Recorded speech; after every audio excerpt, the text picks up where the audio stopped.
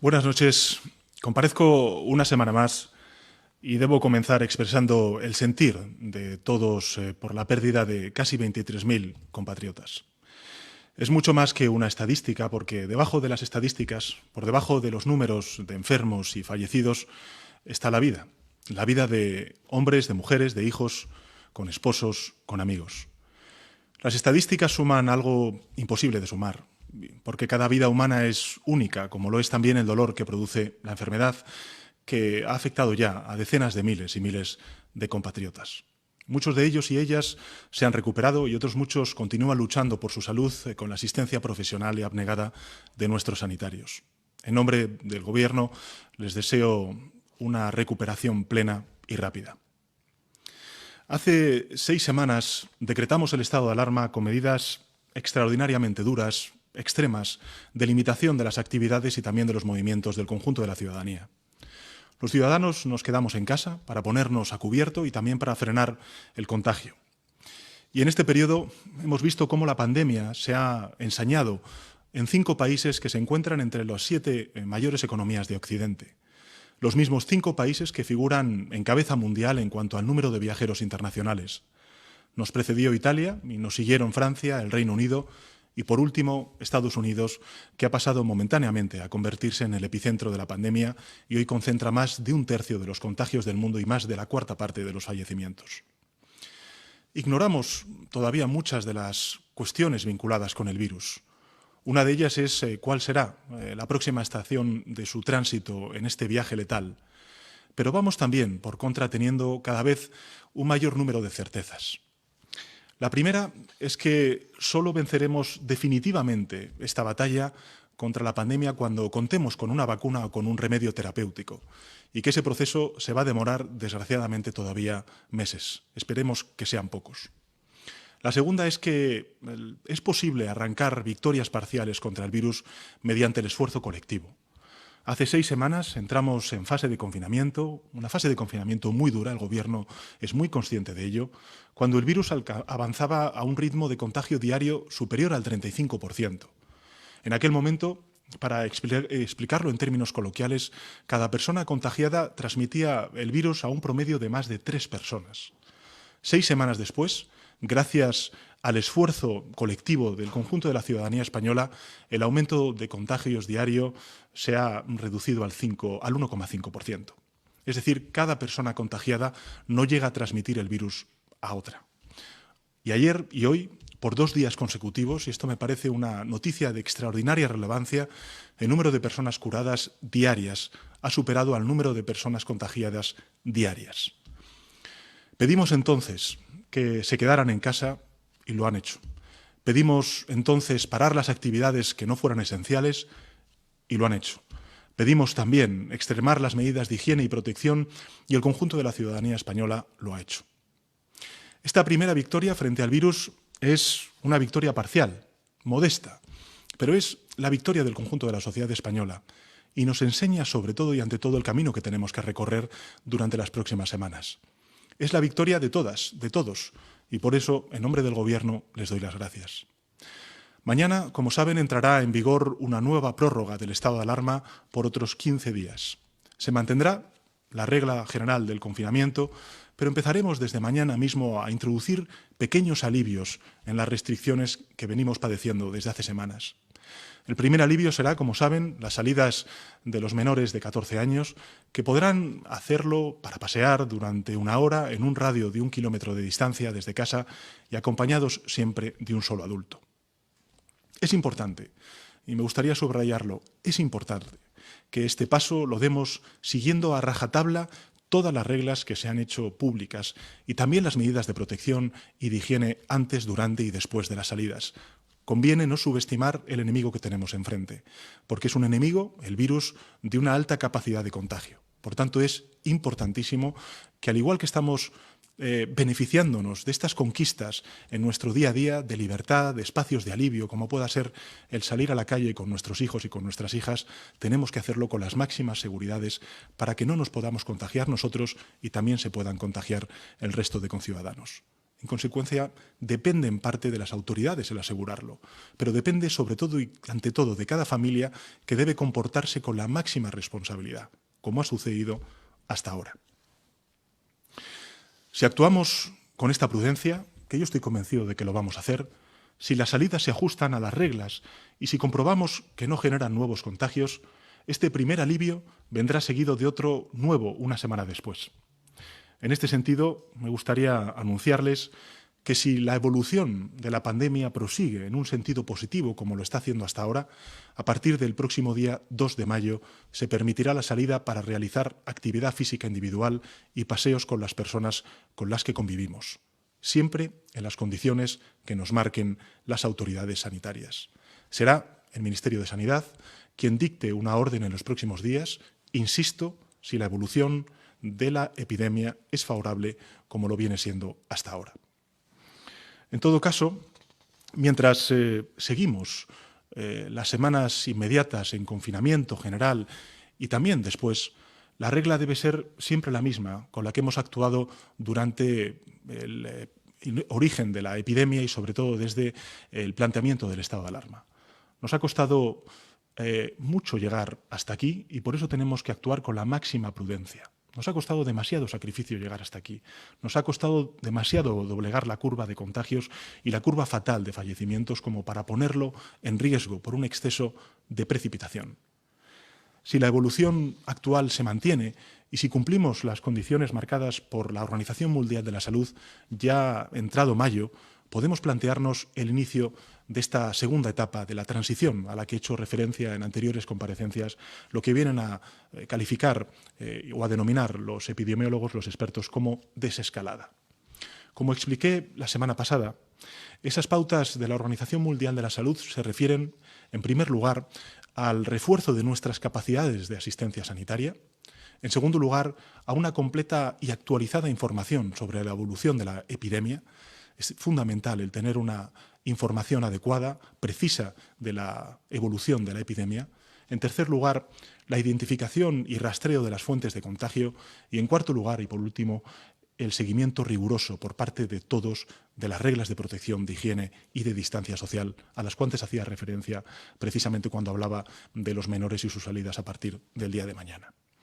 Naturalmente, en un país fuertemente descentralizado como es España, en un Estado compuesto como el que nosotros tenemos, el cumplimiento de todas las recomendaciones que enumera la Organización Mundial de la Salud depende de la estrecha colaboración, cooperación y coordinación entre los distintos niveles de la Administración, desde los pequeños y grandes ayuntamientos, a las provincias, a los cabildos, a los consells, a las comunidades autónomas y al Gobierno de España. Será, junto con todas ellas, como emprenderemos esta etapa de transición, esta segunda etapa, esta etapa de desescalada, que está, no quiero esconder esta apreciación, tan plagada de riesgos y de peligros como lo ha estado la primera etapa en la que estamos conteniendo y reduciendo al máximo la epidemia, superando el pico y doblegando cada día la curva, como antes señalaba. Quiero ser muy claro en este punto. Debemos ser muy prudentes, porque no disponemos de un manual infalible. No hay una hoja de ruta definida. Estamos enfrentándonos a algo desconocido. No hay ningún país del mundo que haya completado un proceso de desescalada hacia esa nueva realidad, a esa nueva normalidad en la que nos vamos a desenvolver cuando tengamos controlado a la epidemia. Existen, eso sí, experiencias parciales y además provienen de países con culturas y sistemas políticos y sociales distintos que hacen difícil trasplantar sus lecciones. Naturalmente, nos guiaremos por las recomendaciones de los expertos, comenzando por el Centro de Coordinación de Alertas y Emergencias Sanitarias, a las cuales quiero rendir de nuevo un tributo y un reconocimiento por el trabajo que están realizando durante todas las horas del día y siguiendo, lógicamente, como les he señalado antes, las recomendaciones de la Organización Mundial de la Salud. Y, naturalmente, intercambiaremos experiencias con otros países, en especial con nuestros socios europeos, como venimos haciendo hasta ahora. Al fin y al cabo, la unión es la gran ventaja de los humanos frente al virus. Un coronavirus en Asia y otro en Europa no pueden intercambiar consejos, pero los humanos sí podemos hacerlo. Pero arrancamos, ciertamente, con incertezas. No tenemos certezas absolutas de cómo transitar en esta desescalada. Quien crea que sabe todo sobre esta epidemia no aprenderá nada. Y por eso la pregunta que me gustaría en esta comparecencia responder es esta. ¿Cómo será la desescalada, esa transición, una vez la iniciemos en el mes de mayo? En primer lugar, quiero que sepan que esa transición, esa desescalada, será gradual. ¿Qué significa gradual? Pues que no vamos a recuperar de golpe toda la actividad y toda la movilidad social, sino que la vamos a hacer por etapas. Por etapas. En cada campo de actividad se fijarán pasos sucesivos, tanto en lo que se refiere a la reapertura de los comercios, como a la restauración, tanto en las actividades de ocio, de turismo, de cultura, tanto en el sector agrario como en el sector turístico o cualquier sector industrial, tanto en las actividades religiosas como en las actividades de cultura y de ocio, tanto en los deportes como nuevamente en la restauración. Todas las actividades se recuperarán por etapas y bajo condiciones y limitaciones que irán variando con cada avance sucesivo que vayamos dando. Por tanto, en primer lugar, será gradual. Y junto a ello, en segundo lugar, esta desescalada, esta transición hacia esa nueva normalidad será asimétrica. Es decir, dependerá del territorio en el que uno viva. La epidemia se ha extendido de forma dispar. Ahí están los datos que conocemos diariamente y que nos suministra el Ministerio de Sanidad. Por todas partes ha sucedido igual. Hay zonas muy afectadas, vecinas de otras, donde el virus da la impresión de haber pasado de largo. La pandemia no ha golpeado a todas las zonas del país con la misma intensidad. Y, por tanto, la desescalada, además de ser gradual, tiene que ser asimétrica, diferenciada en función de los territorios sobre los cuales actuemos. En tercer lugar, necesariamente, la desescalada tiene que ser coordinada. Es decir, se regirá por unas mismas reglas, aunque se apliquen velocidades diferentes y en espacios distintos, se verá con las mismas reglas. La experiencia demuestra que el virus no distingue de lindes administrativas, que somos interdependientes. Y para proteger a los lugares menos afectados, hemos tenido que confinarnos todos, y así hemos logrado reducir la propagación del virus allí donde más se ensañaba, pero también se han beneficiado aquellos territorios donde menos afectaba. Y justamente para garantizar esta máxima coordinación, todo el proceso de desescalada se regirá por un mismo cuadro de mandos integral para el conjunto del país. Ese cuadro de mandos integrará varios marcadores que serán valorados tanto desde el punto de vista cuantitativo como también desde el punto de vista cualitativo. Este cuadro de mandos integral y los marcadores que lo componen serán accesibles al público, de modo que cualquier ciudadano de a pie, desde cualquier territorio, podrá conocer los criterios objetivos en los que se van a basar las autoridades públicas para fundamentar las decisiones políticas que van a regular el camino hacia esa nueva normalidad. Por tanto, a diferencia de lo que aún sucede en esta primera etapa de confinamiento general, en la desescalada, en la transición, no avanzaremos todos a la misma velocidad, pero sí lo vamos a hacer con las mismas reglas. La máxima, en consecuencia, será una. Entramos juntos y vamos a salir juntos como país. Entramos juntos y saldremos juntos como país. La desescalada tiene que serlo necesariamente en equipo. Lo haremos a distintas velocidades, en función de la epidemia en cada lugar, de forma simétrica, sí, pero coordinada, en equipo. Mediremos cada paso en cada lugar y antes de seguir avanzando, consolidaremos los pasos anteriores. Conscientes en todo momento de la situación propia, pero también de la situación de todos los demás. Recuerdo, somos interdependientes. Si algo ha demostrado esta epidemia es que no atiende a lindes administrativas ni a fronteras interterritoriales ni tampoco interprovinciales. Por eso es muy importante que seamos conscientes de que tenemos que ir todos de la mano, trabajando codo con codo, arrimando el hombro. Los resultados que hemos obtenido en esta primera etapa los hemos logrado gracias a la unidad que hemos mostrado como sociedad, como país, como comunidad. Nuestra responsabilidad y nuestra corresponsabilidad nos protege. Somos el seguro unos de otros, unas personas de otras, unas localidades de otras, unas provincias de otras, unas comunidades de otras, unos países de otros. Hay que evitar, en consecuencia, entrar en una suerte de carrera por el descenso, en competir por ver quién lo hace más rápido, quién llega antes al pie de la montaña. Los territorios o las personas que se sienten más guarecidos pueden sentirse tentados a correr o incluso a saltarse las reglas, pero deben contenerse por su bien y el bien de los demás. Porque si uno se precipitase o cayera, no solo se lastimaría a él, sino que podría arrastrar consigo al resto. Este criterio es el que está siendo estudiado de manera sistemática por parte del Gobierno de España, también de manera sistemática en el Consejo Interterritorial de Salud con los distintos consejeros y consejeras de sanidad de los distintos territorios, de los distintos gobiernos autonómicos, y es el que trasladaré mañana personalmente a las presidentas y presidentes autonómicos en una nueva videoconferencia de presidentes. Sé bien que estamos todos extenuados por el esfuerzo realizado en estas pasadas semanas.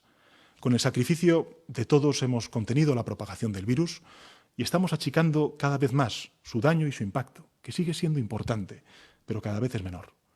A pesar de que estamos obteniendo grandes resultados colectivos, he de recordar que somos aún vulnerables.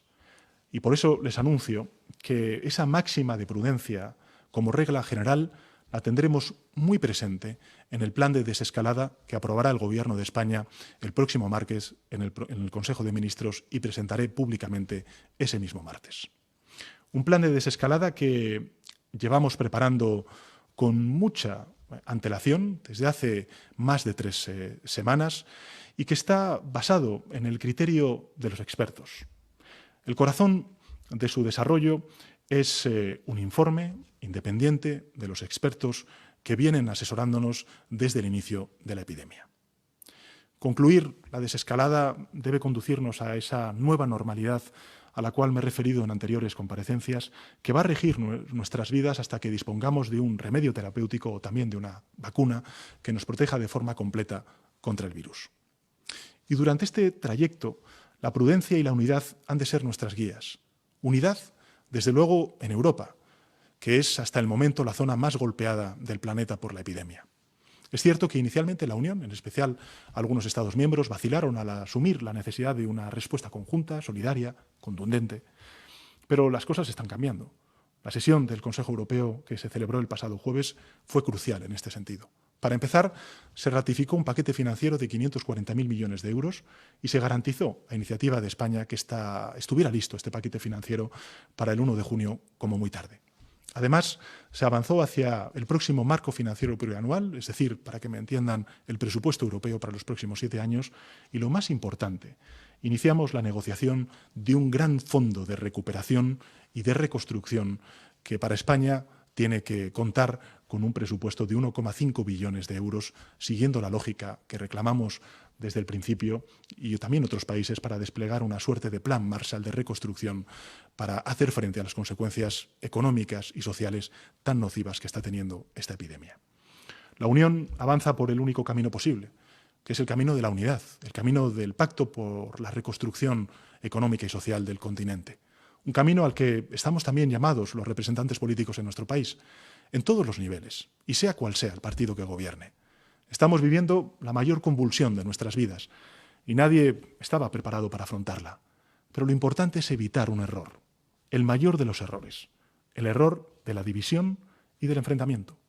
Sería el error más fatal, más letal, porque prolongaría la crisis y acarrearía más sufrimiento social. Y sería también el peor error porque es evitable, porque todos sabemos que juntos podemos más, que nuestra unión es la fuerza que nos puede hacer vencer definitivamente al virus. Todos sabemos que navegamos en la misma barca y nos mantendremos a flote y llegaremos a puerto si remamos juntos.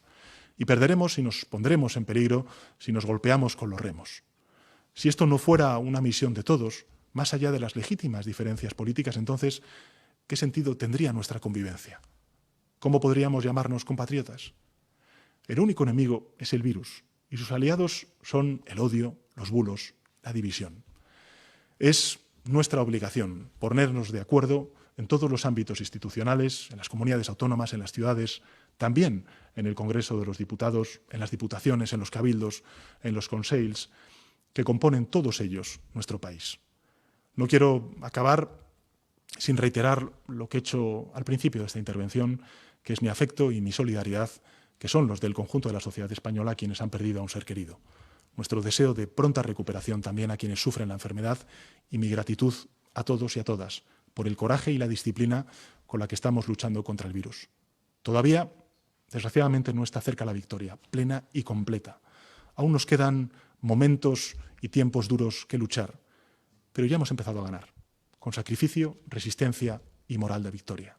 Y unidos, siempre unidos. El empeño del Gobierno, mi empeño personal como presidente, es sumar a todos para que toda la sociedad española gane. La reconstrucción social y económica es nuestro único horizonte, la unidad es nuestro camino y no dejar a nadie atrás es, no les quepa duda, nuestro deber. Gracias. Muchas gracias, presidente.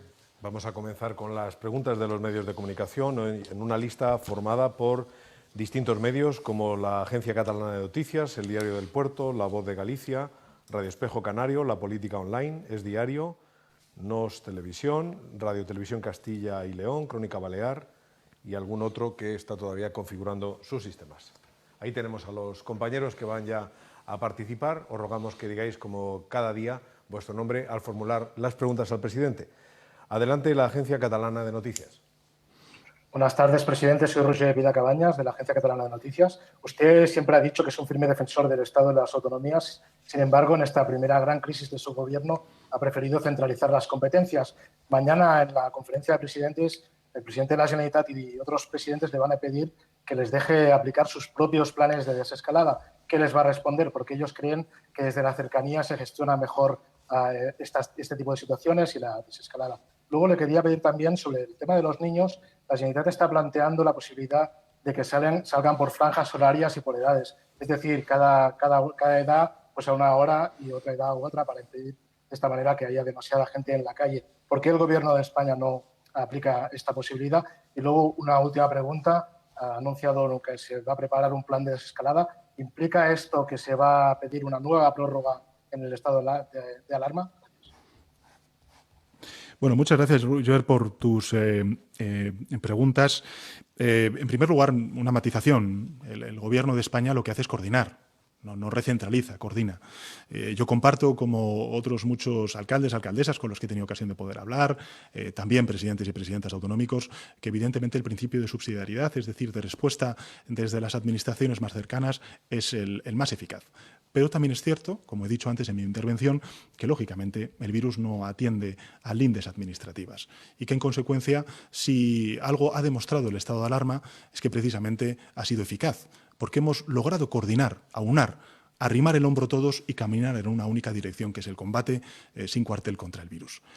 Recuerdo simplemente los datos, ahí están las cifras, un 35% de nivel de infección diaria antes del estado de alarma y hoy 1,5% de infección diaria. Todavía nos queda, porque desgraciadamente son muchos los fallecidos que tenemos a diario, son muchos todavía el número de contagio que tenemos a diario, pero en todo caso caminamos en la misma senda. Por tanto, cercanía, claro que sí, pero coordinación. Por eso, cuando hablaba antes de la desescalada, es evidente, y llevamos trabajando semanas, no solamente internamente dentro del Gobierno, sino también con las comunidades autónomas y durante esta semana también con los ayuntamientos a través de la Federación Española de Municipios y Provincias, que esa desescalada tiene que obedecer a esos criterios a los cuales antes he hecho referencia.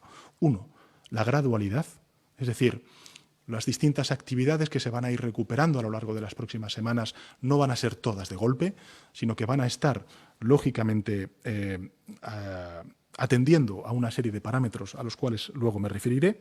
Junto a la gradualidad, la diferencia territorial, como consecuencia de la evolución de la epidemia en los territorios. Hay provincias en nuestro país que llevan semanas, días, prácticamente con cero contagios o con muy pocos contagios, y hay otras, en cambio, que desgraciadamente concentran, como es el caso de Cataluña, buena parte de esos contagios. Y finalmente la coordinación. La coordinación es fundamental. No solamente desde el Gobierno de España, las comunidades autónomas, sino también de las comunidades autónomas con las diputaciones provinciales y con los ayuntamientos. Y antes hacía referencia al cuadro de mandos. Ese cuadro de mandos es importante que esté, digamos, principalmente coordinado por el Gobierno de España. Es un cuadro de mandos que nos va a permitir el poder evaluar cada cierto tiempo esa gradualidad, esa asimetría entre los distintos territorios y las fases que se van a ir poniendo en marcha. Ese cuadro de mandos, pues lógicamente, tiene sobre todo un principio fundamental, como he dicho en mi primera intervención, y es que tenemos que reforzar las capacidades estratégicas del Sistema Nacional de Salud en todos y cada uno de los territorios. Lo que hemos sufrido en esta primera ola ha sido una invasión del virus. una invasión en el conjunto del país, pero también en el conjunto del continente europeo. Y por eso es importante que una vez que ya conocemos qué nivel de contagio tan importante tiene este virus, reforcemos esas estrategias sanitarias. ¿Cuáles son esas estrategias sanitarias? Pues en primer lugar la asistencia sanitaria reforzada. Por ejemplo, el número de camas UCI, por ejemplo, la atención primaria, que va a contar ahora mismo en esta fase de desescalada con una importancia prevalente, porque tenemos que anticipar cuál es la evolución de la epidemia en cada uno de los territorios. En segundo lugar, tiene que haber una vigilancia epidemiológica. Y en ese sentido es muy importante reforzar los sistemas de salud pública que están en manos de las comunidades autónomas. También, lógicamente, el desarrollo y la ejecución de PCRs que podamos hacer a los ciudadanos de cada uno de nuestros territorios. En tercer lugar, la identificación y la contención de los contagios a través de fórmulas de aislamiento, como se están poniendo en marcha ya en prácticamente la totalidad de los territorios. Y, sin duda alguna, también las medidas a las cuales antes hacía referencia de protección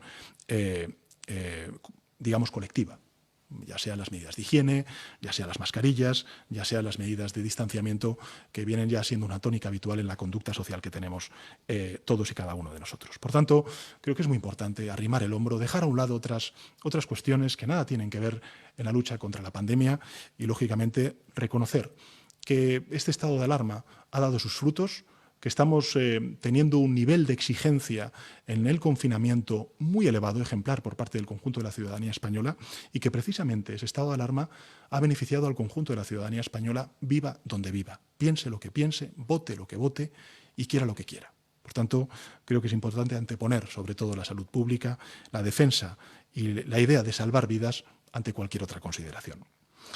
En segundo lugar, en relación con lo que ha comentado usted sobre algunos planteamientos que se están haciendo en este caso por parte de la Generalitat de Cataluña, decirles que la orden del Ministerio es clara y la que se tiene que seguir es la orden del Ministerio de Sanidad en relación a los requisitos y las exigencias para la salida de los menores de 14 años a partir del día de mañana. Y la lógica es bien sencilla. Nosotros lo que hacemos es simplemente plantear de 9 de la mañana a 9 de la noche precisamente para que aquellos trabajadores y trabajadoras que llegan a casa puedan conciliar también esa hora que tienen de paseo con sus hijos a lo largo del día.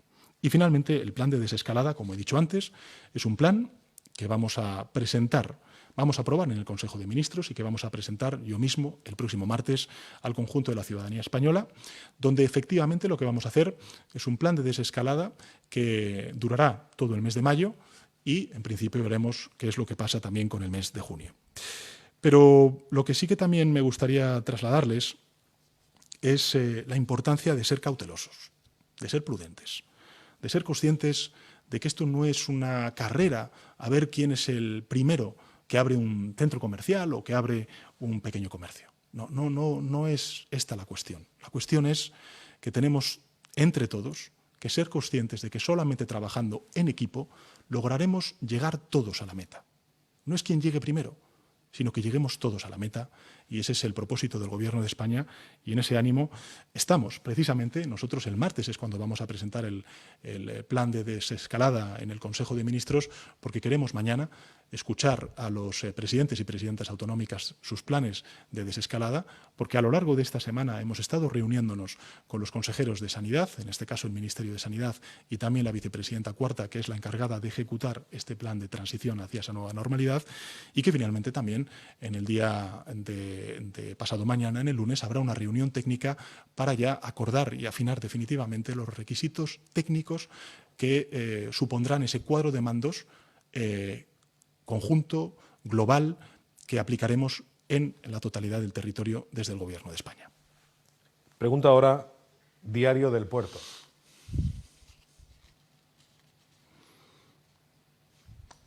¿Hay alguna dificultad? ¿Qué tal? Buenas tardes, presidente. Soy Miguel Jiménez, del Diario del Puerto. Se escucha mal. Yo le quería preguntar hoy por el sector del transporte y la logística. Sabe que es un sector esencial siempre para la economía, pero en esta ocasión más que nunca debido a la pandemia. El presidente del Comité Nacional de Transporte por Carretera, que sabe usted que es el órgano de máxima interlocución con el sector y la administración, ha alertado esta semana del riesgo de colapso que existe en el sector debido a la fuerte caída de la actividad y sobre todo debido a la crisis económica en la que nos encontramos. Este sector demanda una serie de medidas fiscales y económicas que han demandado al Ministerio de Transportes con un escrito que se presentó el 30 de marzo y el sector se encuentra inquieto porque el Gobierno no responde al mismo. La ministra de Economía, Nadia Calviño, el martes indicó que cree que en el contexto actual no hay medidas necesarias y suficientes para este sector y, por tanto, el sector ha incrementado su inquietud. A mí me gustaría preguntarle si el presidente del Gobierno va a responder a estas inquietudes y, sobre todo, si se va a atender las peticiones. Muchas gracias. Miguel, siento, pero se ha cortado el sonido de tu pregunta. Entiendo que estamos hablando del sector logístico y, sin duda alguna, hablaré con el Ministerio de Transportes y con el equipo económico para saber exactamente cuáles son las demandas de este sector tan importante para nuestro país. Pasamos ahora a La Voz de Galicia. Adelante, La Voz de Galicia. Hola, muy buenas noches, presidente. ¿Qué tal? Soy Fran Balado, de La Voz de Galicia. Yo quería preguntarle por esa desescalada. No sé si puede ofrecer algún tipo de detalle sobre lo que acaba de anunciar, que a partir del 2 de mayo se pueden empezar a permitir salidas para practicar deporte de forma individual. No sé si podría ofrecer algún tipo de detalle y si vendrá también acompañada de alguna otra medida nueva, como han pedido algunos presidentes autonómicos. En este caso le hablo de lo que pidió el señor Feijóo en la Junta de Galicia, que también se abriera una apertura de los concesionarios de coches o del pequeño mercado cita previa.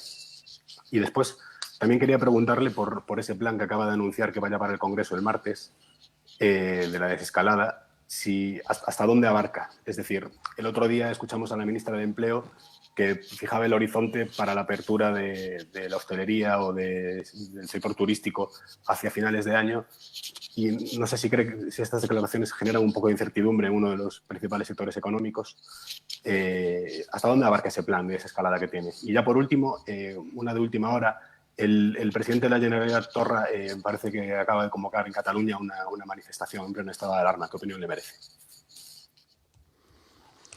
Bueno, gracias, Fran. Respecto a la última de las cuestiones, en fin, no tengo noticia, no puedo responderle porque no conozco ni los extremos ni el anuncio que se ha planteado. Y respecto a las otras dos preguntas que me hace, decirle, vamos a ver, esto es muy importante porque, claro, en algunas ocasiones, pues, evidentemente se puede decir, oye, ¿por qué no en mi provincia o en mi comunidad autónoma, que tenemos poco nivel de contagios diarios, ¿por qué no podemos hacer distintas cosas o más cosas que el confinamiento que llevamos sufriendo desde hace ya semanas? Y tienen razón. Pero es cierto también, y esto es lo que me gustaría también trasladar al conjunto de la opinión pública, que el análisis y la evaluación que tenemos que hacer es mucho más compleja. Si fuese solamente el número de contagios diarios, pues efectivamente, digamos, el argumento se caería por su propio peso. Pero no es solamente eso. Por eso es muy importante definir una serie de parámetros objetivos en base a los cuales nosotros vamos a decidir la gradualidad de las fases que vamos a poner en marcha en esa transición hacia esa nueva normalidad. Quiero empezar por el final. Esa nueva normalidad no va a ser la normalidad que teníamos antes del estado de alarma. No lo va a ser. Hasta que no haya vacuna, hasta que no haya un remedio terapéutico, es evidente que tenemos que mantener el distanciamiento social, que tendremos que, en fin, mantener todas las medidas de higiene que hemos ido aprendiendo durante estas semanas gracias a la información que han suministrado ustedes los medios de comunicación. Pero, cuando hablamos de por qué esta actividad económica sí o esta actividad económica no solamente es el número de nuevos contagios diarios el que va a permitirnos calibrar cuál es la desescalada en un territorio o en otro. Van a ser otras cuestiones, como por ejemplo el grado de ocupación de UCIs, el grado también de fortalecimiento de los sistemas de salud pública en cada una de las comunidades autónomas, también la atención primaria. Es decir, lo que no podemos permitirnos bajo ningún concepto es que cuando haya un nuevo rebrote del COVID-19, pues lo que haga sea poner en riesgo de nuevo a nuestro Sistema Nacional de Salud. Por tanto, cuando hablamos de actividad económica, tendremos también que ser conscientes de que permitiremos abrir unas u otras en función de parámetros que a lo mejor no resultan, digamos, obvios, pero que hay que poner encima de la mesa. Por ejemplo, pues, ¿qué implica en términos de apertura de actividad económica para la movilidad ese negocio? Simplemente son estas las cuestiones que tenemos que ir incorporando a nuestro cuadro de mandos al cual antes hacía referencia para poner en marcha la desescalada. Hay países que lo que han hecho ha sido dar una respuesta lineal y poner fechas a la apertura de distintos negocios. Nosotros no vamos a hacer eso. Nosotros no vamos a poner fecha a la apertura de este o cual negocio. Lo que vamos a definir es un cuadro de mandos, una serie de indicadores objetivos, indiscutibles, en base a los cuales vamos a hacer que los distintos territorios vayan transitando hacia esa nueva normalidad en función de distintas fases. Y en esas fases, pues lógicamente recogeremos la apertura de actividad económica, la apertura a esa nueva normalidad en nuestra cotidianidad por parte de los ciudadanos en su día a día, en sus hogares. Esta es un poco la filosofía y por eso no puedo responder a por qué no podemos abrir este negocio o abrir este otro. Los vamos a abrir, se van a abrir en distintas fases hasta llegar a esa nueva normalidad, pero la filosofía va a ser otra. La filosofía es mucho más compleja. Es saber qué capacidades tenemos para que conforme vayamos recuperando y avanzando esa nueva normalidad, hacia esa nueva normalidad, no pongamos en riesgo lo conseguido hasta ahora. Y sobre todo y ante todo, garanticemos las capacidades sanitarias que tenemos para poder hacer frente a cualquier tipo de rebrote que se pueda producir en cualquier tipo de territorio. Esta es un poco la filosofía que me gustaría trasladarles porque me parece fundamental. En cuanto a la desescalada, decirles que no es en el Congreso, es en el Consejo de Ministros. Por eso yo quiero mañana escuchar a los presidentes autonómicos. Muchos de ellos ya a través de los medios de comunicación han anunciado sus planes de desescalada territoriales. Los vamos a tener en cuenta, pero quiero ante todo, sobre todo, subrayar eso, que es el Gobierno de España quien va a pilotar esta desescalada, esta transición hacia la nueva normalidad. Y en ese sentido, recordarles eso, que va a ser gradual, que va a ser coordinada, que va a ser asimétrica y que va a ser en base a unos parámetros, a unos indicadores, que va a poder comprender no solamente el conjunto de instituciones que van a tener que aplicar esa desescalada, como puedan ser las comunidades autónomas, sino sobre todo y ante todos los ciudadanos, porque son ellos y ellas los que también van a ganar al virus en primera persona, asumiendo como propias estas decisiones que lógicamente vamos a hacer en base al criterio de los expertos en nuestro país. Es el turno ahora de la política online. Adelante. Buenas tardes, presidente. Nuria Val, de la Política Online. El Banco de España y el FMI han presentado sus previsiones de déficit público para España próximas al 10% del PIB. El Tesoro Público en el último mes también ha aumentado su emisión de deuda y la prima de riesgo empieza a subir de nuevo, incluso con las compras del BCE. ¿Cuándo va a presentar el Gobierno sus previsiones y cree que de no hacerlo pronto aumentará la incertidumbre de los inversores internacionales y provocará mayor prima de riesgo? Por otro lado, ¿respalda las críticas del vicepresidente a la justicia por la condena de Isa Serra? ¿Y por qué Moncloa prescinde a partir de mañana de los responsables de las Fuerzas Armadas, la Policía Nacional y la Guardia Civil en las ruedas de prensa para informar sobre la gestión de la pandemia? Muchas gracias. Muchas gracias por tus preguntas. Vamos a ver, en relación con las previsiones económicas. El Gobierno de España presentará las previsiones económicas cuando toca, cuando corresponde a las autoridades comunitarias, en este caso a la Unión Europea. Es evidente, no solamente en España, sino en el conjunto de países y no digamos en los organismos internacionales, cuando hacen sus previsiones, pues plantean horquillas, en fin, que demuestran también la complejidad y la dificultad que tienen ellos de prever el impacto económico y social que tiene esta epidemia. Recuerde, por ejemplo, que las previsiones saltan de un -5 de caída a un -10 de caída del Producto Interior Bruto. Es decir, estamos hablando de que son previsiones que incluso ellos mismos estiman con horquillas del doble. Lo que es evidente es que las consecuencias económicas y sociales de la pandemia son terribles, son tremendas. En Europa y en el mundo. Lo van a ser. Lo van a ser. Desgraciadamente lo van a ser. Y esperemos que dure poco la pandemia, por eso es tan importante el que la venzamos siendo inteligentes en cómo desescalamos y en sobre todo cómo asumimos en nuestra propia cotidianidad esa nueva realidad, esa nueva normalidad a la que vamos a tener que acudir hasta que encontremos un remedio terapéutico y una vacuna contra el COVID-19. Pero es evidente que las consecuencias económicas y sociales van a ser muy importantes por el parón de la actividad. Lo que sí que le puedo garantizar, en todo caso, es que el Gobierno de España tiene una máxima que he dicho desde el principio, y es que no vamos a dejar a nadie atrás, que durante estas últimas semanas, casi 6 semanas, hemos estado poniendo en marcha medidas sociales, económicas, para tratar de mantener vivo el tejido productivo, los empleos creados en esas empresas y, lógicamente, también la protección social debida a los damnificados como consecuencia del parón y los despidos que se han producido durante, desgraciadamente, estas semanas.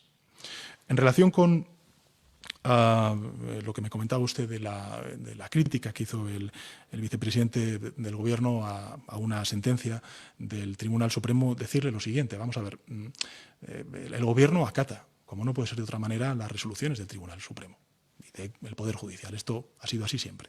Cuestión distinta es que, lógicamente, el señor Iglesias, como lo soy yo también y como lo son otros responsables políticos, no solamente formamos parte del Gobierno, sino también somos líderes de distintas organizaciones políticas. Yo lo soy secretario general del Partido Socialista Obrero Español y el señor Iglesias es el secretario general de Unidas Podemos. Y, como tal, pues ha hecho su valoración sobre esta sentencia que afecta a una dirigente de su organización. Y en relación con la última de las preguntas, que no recuerdo ahora mismo, era... Creo que lo puede formular. ¿Por qué Moncloa prescinde a partir de mañana de los responsables de las Fuerzas Armadas? Discúlpeme, sí, tiene razón. No prescindimos de nadie, al contrario. Ya aprovecho su pregunta para agradecer de corazón a todos y cada uno de los miembros del equipo técnico el trabajo diario que no solamente han hecho a través de los medios de comunicación en sus comparecencias, sino también en sus oficinas, desplegando y haciendo eficaz todo el estado de alarma, desde la Secretaría General de Transportes a los DAOs, de Policía Nacional, de la Guardia Civil y, lógicamente, también al GEMAT, ¿no? Por tanto, no es esa la cuestión. La cuestión es que, efectivamente, la misión desde este punto de vista está cumplida y entramos a partir de mañana en otra fase que estoy explicando, que es una fase de desescalada, de recuperación de una nueva normalidad y, en consecuencia, los portavoces, pues lógicamente, tienen que ser necesariamente otros. Y en este caso creo que lo importante es que sea el doctor Simón quien continúe informando sobre la evolución de la epidemia y, en función de cuáles sean las cuestiones que se vayan a tratar, pues evidentemente iremos incorporando a personal técnico que contribuya a informar sobre las decisiones que se vayan a tomar. Junto al doctor Simón estará también la Secretaría General de Transportes, porque, evidentemente, tanto la movilidad como el análisis técnico y científico que nos provee pues el doctor Simón son ahora mismo esenciales, fundamentales para esta etapa de desescalada en la que estamos. Pregunta Radio Espejo Canario. Adelante. Muy buenas tardes, presidente. En cuanto a los criterios a los que usted se refería para iniciar el desconfinamiento en Canarias, ya cumplimos los requisitos que establece la Organización Mundial de la Salud a los que usted se refería.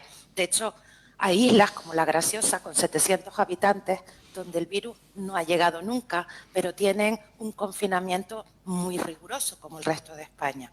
Quería saber si a partir del 2 de mayo Canarias estará dentro de esas comunidades que puedan comenzar la desescalada de este confinamiento. Y, en segundo lugar, Canarias también tiene 3.000 millones de euros en superávit. Ya desde el 23 de marzo la Unión Europea, levantando la cláusula, ha dado la posibilidad de saltarse las reglas de gasto, la estabilidad. ¿Cuándo será cuando el Gobierno de España decida que las comunidades puedan usar ese superávit? Muchas gracias. Muchas gracias a ti por tu pregunta. Vamos a ver, en relación con lo primero, una matización. El 2 de mayo no empieza esa desescalada en los términos que ha comentado usted, sino que el 2 de mayo, si la evolución de la epidemia, como estamos viendo durante estas últimas semanas, hoy es el segundo día que vemos que hay una cifra diaria de recuperados superior a la cifra de nuevos contagios, y eso implica que estamos definitivamente doblegando la curva. Y por eso creo que es importante hacer esta matización. El 2 de mayo lo que habrá será una apertura para el poder realizar actividades físicas individuales y también pues paseos con el conviviente. Esto es lo que se aprobará a partir del 2 de mayo. En segundo lugar, nosotros efectivamente lo que vamos a hacer el próximo martes en el Consejo de Ministros es aprobar el plan de desescalada. Y ese plan de desescalada será muy importante porque le plantearemos a las comunidades autónomas los parámetros en base a los cuales nosotros vamos a evaluar las capacidades estratégicas sanitarias que tienen y, en consecuencia, a partir de ahí, empezar a decidir qué territorios, qué localidades van pasando a una fase o a otra y, en consecuencia, a una menor exigencia de confinamiento. Pero, insisto, es importante tener esto en mente.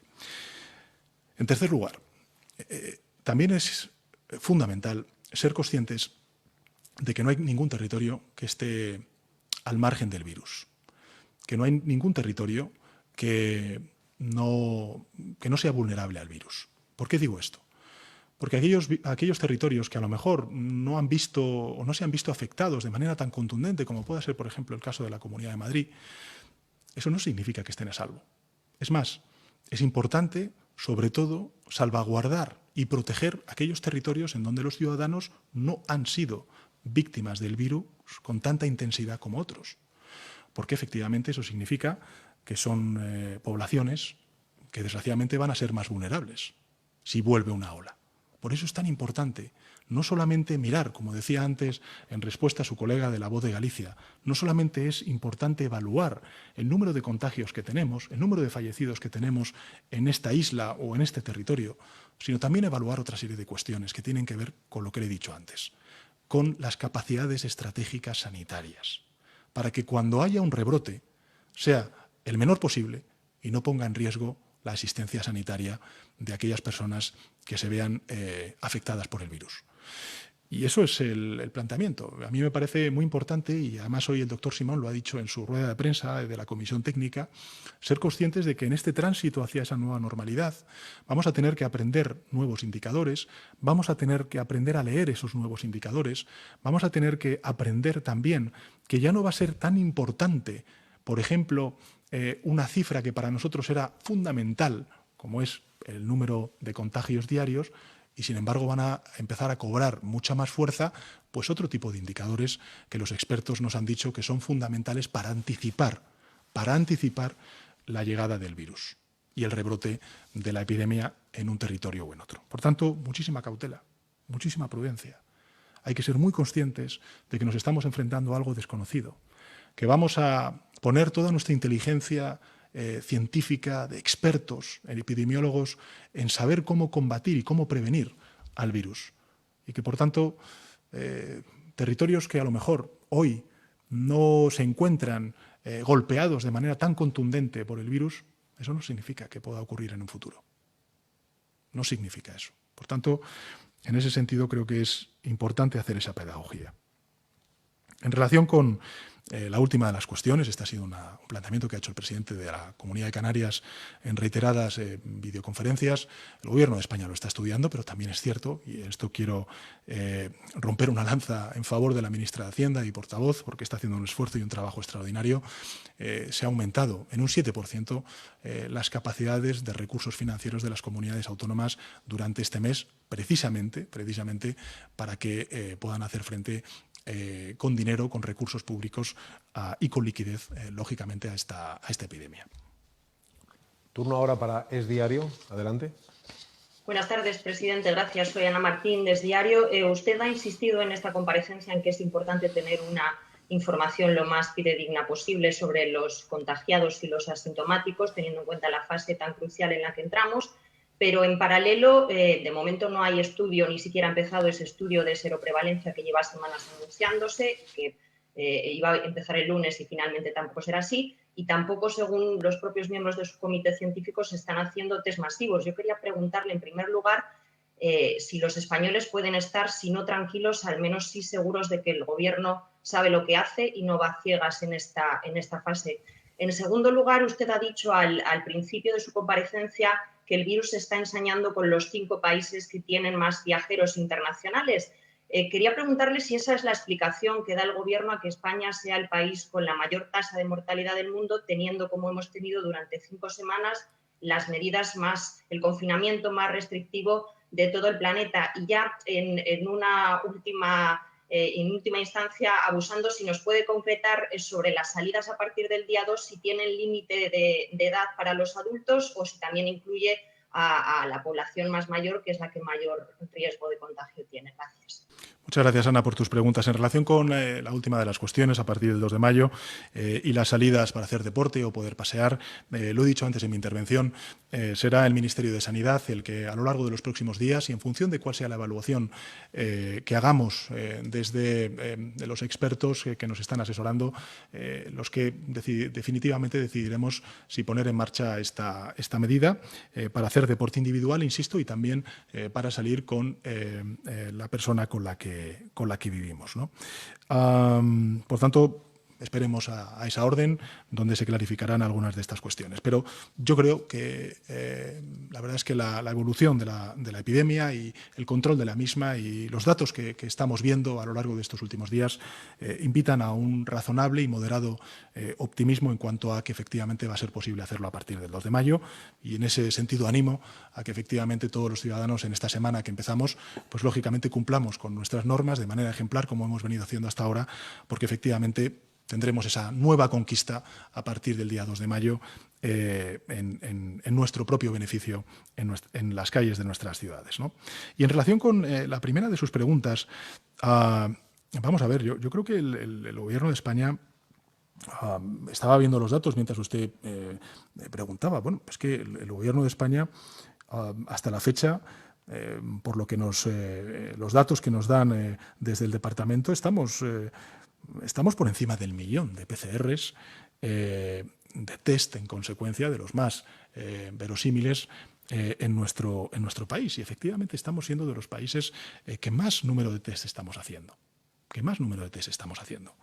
Y también ayer mismo, además, tenía aquí apuntado, se van a distribuir a las comunidades autónomas cerca de 800.000 test rápidos adicionales, con lo cual hasta la fecha ya se ha repartido por parte del Gobierno de España en estas pocas semanas que llevamos, aunque hayan sido muy largas, 2,8 millones de unidades para el diagnóstico en los términos que marcan los protocolos, que se acuerda usted, sabrá, pues son en aquellos entornos de alta prevalencia de la enfermedad, como puedan ser los hospitales o también las residencias de las personas mayores. Y en último lugar, es evidente que sociedades y economías como las nuestras, que reciben 82 millones de turistas al año, pues es evidente que somos sociedades, pues desgraciadamente, más expuestas a este tipo de epidemias y que golpean de manera muy dura, efectivamente, cuando pues tenemos sociedades que dependen efectivamente de un número tan ingente de turistas, no solamente nacionales, sino extranjeros. No digo que sea la única causa, digo que efectivamente puede existir una correlación directa entre una cosa y la otra. Y me parece además razonable esta apreciación. Es el turno ahora de la televisión pública holandesa NOS TV. Adelante. Hola, muy buenas tardes, presidente. Yo soy Rob Zoutberg, de la televisión holandesa, aquí en Madrid. Me interesa saber sobre todo cómo van las cosas a nivel europeo. Primero, ¿usted ha notado un cambio de ambiente dentro del ámbito europeo? Las relaciones, sobre todo con mi país, Holanda, han sido bastante complicadas. ¿Algo ha mejorado? Usted ha hablado con el presidente holandés Mark Rutte. ¿Usted está notando que algo va mejor? Y segundo, para usted, las condiciones para financiar el Fondo de Recuperación Europeo. ¿Este dinero para España debería ser un apoyo sin condiciones? Pero Holanda ha dicho debería ser un tipo de préstamo, algo se escucha que puede ser con condiciones. ¿Qué espera en ese sentido de la Comisión Europea? Muchísimas gracias. Bueno, muchas gracias por su pregunta. Yo tengo que decirle que con el señor Rutte tengo no solamente un respeto político, sino que también tengo un respeto personal, tengo una cierta amistad con él y he de decirle que yo no he contestado a ninguna de las apreciaciones que ha hecho algún componente de su gobierno en relación con España y otros países que efectivamente estamos siendo golpeados por el COVID-19 y tengo que decirle que pues eché en falta de menos a lo mejor un mensaje personal del primer ministro holandés hacia España o hacia incluso también el gobierno de España como consecuencia de esa crítica inmerecida que se hizo por parte, en este caso, del ministro de Finanzas holandés. Y en relación con la segunda de las preguntas, efectivamente, esta es la cuestión, este es el problema. El problema es que tenemos que medir qué significa la solidaridad en Europa. Esta es una pandemia, es una epidemia que nos ha golpeado de lleno al conjunto de la Unión Europea, de forma asimétrica, en un primer momento, Y, en consecuencia, lo que se pone en cuestión y lo que se interroga a la ciudadanía es la solidaridad. ¿Y cómo medimos y ponemos en marcha esa solidaridad? ¿Cómo la materializamos? Hay países que efectivamente lo que dicen es sí solidaridad, pero a través de préstamos. Y efectivamente con algún tipo de exigencia. Bueno, ahora mismo lo que estamos haciendo desde el Gobierno de España, por ponerles nuestro caso, pero no me cabe duda que lo están haciendo otros muchos gobiernos, nosotros estamos elevando el gasto público, estamos endeudándonos, precisamente porque lo que queremos hacer es salvar vidas. Aquí no hay un riesgo moral. Aquí lo que hay es un objetivo colectivo de toda una sociedad y de todas sus instituciones de salvar vidas. Por tanto, no hay una condicionalidad, digamos, ajena a esta, a invertir todos los recursos en EPIs, en personal sanitario, en apoyar a las personas que han entrado en el paro como consecuencia del cierre de actividades, en sostener el tejido productivo. En eso está el Gobierno de España. Por tanto, no hay riesgo moral. Somos un gobierno que queremos cumplir con nuestras, como todos, somos un gobierno que queremos cumplir con nuestras obligaciones fiscales, porque queremos tener un sistema público del Estado del Bienestar sostenible, un sistema público de pensiones sostenible, pero estamos en una guerra. Y en una guerra, ¿qué condicionalidad se le va a poner a esa solidaridad? Pregunta ahora Radio Televisión Castilla y León. Adelante. Muy buenas noches, presidente. Álvaro de Lúa, de Radio Televisión de Castilla y León. Gracias por esta rueda de prensa. No nos ha aclarado si en los paseos de adultos se van a incluir a las personas mayores, volviendo a la pregunta de mi compañera Ana Martín, si nuestros abuelos van a poder salir a la calle a partir del día 2. Otra cuestión, el presidente de Castilla y León y otros presidentes de comunidades autónomas han solicitado un fondo extraordinario para hacer frente a los servicios sociales esenciales. No sé si el Gobierno contempla la creación de ese fondo. Y, por último, la OMS pide, lo ha dicho usted, para iniciar la desescalada, que tengamos información precisa de la evolución de la pandemia. ¿Tendemos ahora mismo esa foto fija después de tantos cambios en los criterios de recuento? ¿Podemos afirmar que sabemos cuál es la situación real en España? Gracias. Bueno, muchas gracias, Rodrigo, por tus palabras. En relación con la primera de las cuestiones, será el ministro de Sanidad, en una orden, quien establezca los criterios en base a los cuales se va a producir esa salida a lo largo de la semana a partir del próximo 2 de mayo. En relación con la segunda de las preguntas, recordarle, simplemente como apunte, que el Gobierno ya al principio de la crisis, en el estado de alarma, puso en manos de las comunidades autónomas 300 millones de euros y permitió también a los ayuntamientos la utilización en su superávit municipal de otros 300 millones de euros para atender las necesidades urgentes sociales en todos los territorios. Por tanto, creo que desde ese punto de vista, ese fondo, yo no conozco, la propuesta en detalle, pero, en fin, el Gobierno de España ha puesto estos recursos desde el primer momento, 600 millones de euros, en manos de las comunidades autónomas y de los ayuntamientos para hacer frente a las urgencias más inmediatas. Y además de todo eso, como bien saben ustedes, el Gobierno de España viene trabajando durante estas últimas semanas de manera muy intensa y en colaboración y en negociación con las comunidades autónomas en la construcción de una nueva prestación que es la de ingreso mínimo vital, que sin duda alguna será un antes y un después también en el ámbito de la protección social en nuestro país. Y en relación con la Organización Mundial de la Salud, tiene usted razón. Nosotros lo hemos dicho desde el primer momento y lo vuelvo a repetir porque me parece trascendental. Necesitamos una evaluación mucho más rica y mucho más anticipada de la información en esta etapa de desescalada, de transición hacia esa nueva realidad a la que nos vamos a ver abocados como consecuencia de la presencia del virus hasta que no haya una vacuna o un remedio terapéutico. E insisto, lo importante es evaluar entre todos, entre el Gobierno de España y cada una de las comunidades autónomas, las capacidades estratégicas sanitarias. 1. Asistencia sanitaria reforzada. Fundamental la atención primaria. En esta etapa de desescalada va a jugar un papel trascendental. Reforzar los sistemas de atención primaria en todas y cada una de las comunidades autónomas nos va a permitir estar cada vez más cerca del momento en el que se pueda producir el contagio entre conciudadanos. En segundo lugar, las UCIs. UCIs no solamente para las personas contagiadas del COVID, sino también para personas que sufren otras patologías y que desgraciadamente durante esta invasión que hemos tenido sobrevenida del virus en nuestro país y en todo el continente, pues lógicamente han quedado postergados como consecuencia de la urgencia que tenían el personal sanitario para atender al COVID-19 y me refiero a las personas contagiadas del COVID-19. Por tanto, asistencia sanitaria reforzada. En segundo lugar, vigilancia epidemiológica. Hay que reforzar nuestros sistemas de salud pública. Los sistemas de salud pública están en manos de las comunidades autónomas. Hay que reforzarlas. Hay que reforzarlos para que nos den la información en tiempo y forma en unos momentos en los que el tiempo y forma va a ser crítico. Va a ser crítico porque tenemos que estar adelantados, anticipándonos ante cualquier riesgo de contagio que se pueda producir. 3. Identificación y contención del contagio. Y ahí hay experiencias muy interesantes que han ido desarrollando distintas comunidades autónomas en relación con mecanismos de aislamiento, por ejemplo, los hoteles hospitalarios. Y por último, las medidas de protección colectiva. Higiene, distanciamiento, mascarillas, en fin, todo lo que hemos incorporado a nuestra cotidianidad.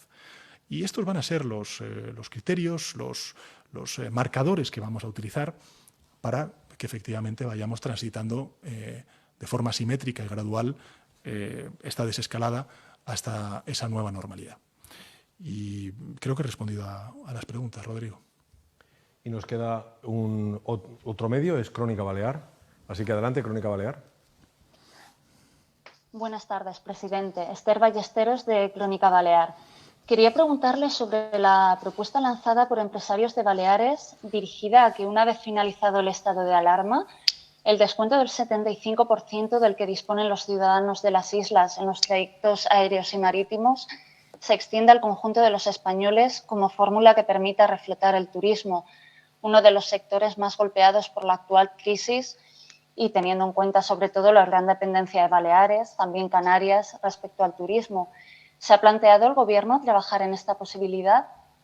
Y, por otro lado, esta semana se ha producido una gran indignación en Baleares también, a raíz de las presiones que están efectuando propietarios alemanes con segunda residencia en Mallorca, que exigen poder desplazarse a sus viviendas bajo el estado de alarma. Empresarios también alemanes amenazan con buscar oportunidades de inversión lejos de las islas, de no permitirse que el archipiélago sea accesible a estos propietarios. Al respecto, el ministro Ábalos ha manifestado que se estudiarán fórmulas para que estos propietarios puedan visitar sus casas durante el confinamiento. ¿No le parece que, de avanzarse en esta posibilidad, se produciría un trato discriminatorio frente a los propietarios en España de segundas residencias? Muchas gracias. Efectivamente, como usted indica, Esther, hay una casuística infinita de realidades muy diversas, de sociedades complejas como son las nuestras, donde un derecho fundamental como es la libre movilidad, la libertad de movimiento, pues es un derecho esencial que viene recogido en nuestra Constitución y que ahora mismo estamos, digamos, restringiendo como consecuencia de un bien mayor que es el de salvar vidas y anteponer la salud pública del conjunto de los ciudadanos y ciudadanas. En este sentido, decirle que el Gobierno de España desde el principio ha trabajado por tratar de sostener a un sector tan importante de nuestra economía, singularmente de determinados territorios, entre los cuales está, lógicamente, las Islas Baleares. Estamos en perfecta y en permanente comunicación con el sector turístico a través del Ministerio de Industria, Comercio y Turismo.